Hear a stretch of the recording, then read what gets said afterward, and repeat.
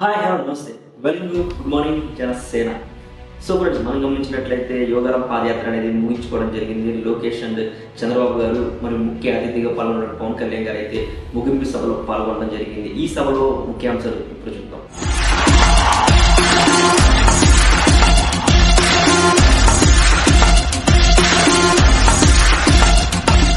ఈ సభలో చంద్రబాబు గారు మాట్లాడుతూ రాబోయేది 2024లో ఖచ్చితంగా జనసేన పార్టీ మరియు తెలుగుదేశం పార్టీ ఉమ్మడిగా పోటీ చేస్తుంది. ప్రతి ఒక్క చోట గెలుపు సాధ్యమని పవన్ కళ్యాణ్ గారిని మరియు ప్రజలను ఉద్దేశించి చంద్రబాబు గారు మాట్లాడడం జరిగింది.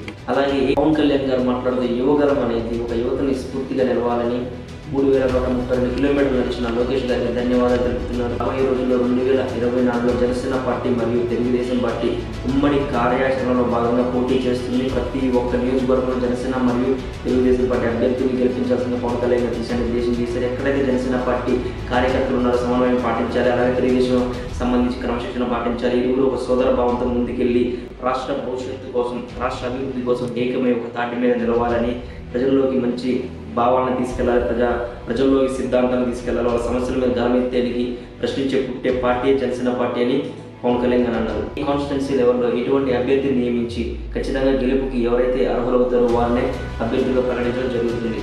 మనం గమనించినట్లయితే సత్తెనపల్లి కాన్స్టిట్యున్సీ లెవెల్లో జనసేన పార్టీకి ఎవరైనా ముఖ్య నాయకులు ఉన్నారు అంటే వాళ్ళు శ్రీ బొర్ర వెంకటప్పారావు గారు. వెంకటప్పారావు గారు ఏంటంటే ప్రతి ఒక్క గడపకు వెళ్ళి సమస్యలు తెలుసుకుంటున్నారు.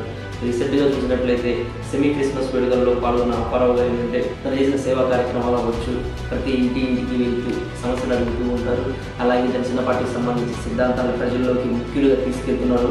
అలాగే భాగస్థులు కూడా అవుతున్నారు. రాష్ట్ర లెవెల్లో అప్పారావు గారు అంటే ఇది అని పేరు తెచ్చుకోవడం నాయకులు అప్పారావు గారు.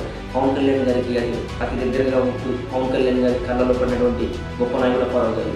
సెమీ క్రిస్మస్ వేడుకల్లో పాల్గొనేటువంటి రాష్ట్రాలు కావచ్చు, కార్యకర్తలు కావచ్చు, జన సైనికులు కావచ్చు, క్రైస్తవులకి అప్పారావు గారు దిశానిర్దేశం చేస్తూ రాబోయే పార్టీ జనసేన పార్టీ.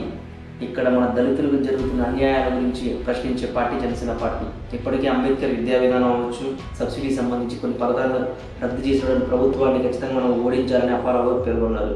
అలాగే క్రైస్తవులకి సెమీ క్రిస్మస్ వేడుకల్లో భాగంగా ఇక్కడ ఇచ్చేసిన వాళ్ళందరికీ ధన్యవాదాలు తెలుపుకుంటున్నారు. సో అలాగే పవన్ కళ్యాణ్ గారు సత్తెనపల్లి గడ్డ మీద కాలు పెట్టి ఈ రోజుకి ఏడాది అవుతుంది అని డిసెంబర్ 18 నుంచి 2022 నుంచి 2023 వరకు డిసెంబర్ 18 అంటే ఒక పవన్ కళ్యాణ్ గారు అడుగుపెట్టిన దినంగా ప్రకటించారు. అలాగే సత్తెనపల్లి గడ్డ మీద పవన్ కళ్యాణ్ గారు అడుగు పెట్టడానికి కారణం మూలకారులు అప్పారావు గారు. దీనిలో భాగంగానే భాగ్యనగర్ కాలనీలో పవన్ కళ్యాణ్ గారు సత్తెనపల్లి వచ్చి ఒక ఏడాది అవుతున్న సందర్భంలో ఈ జెండా అనేది ప్రతీకగా నిలవాలని ప్రజలని దిశానిర్దేశం చేయడం జరిగింది.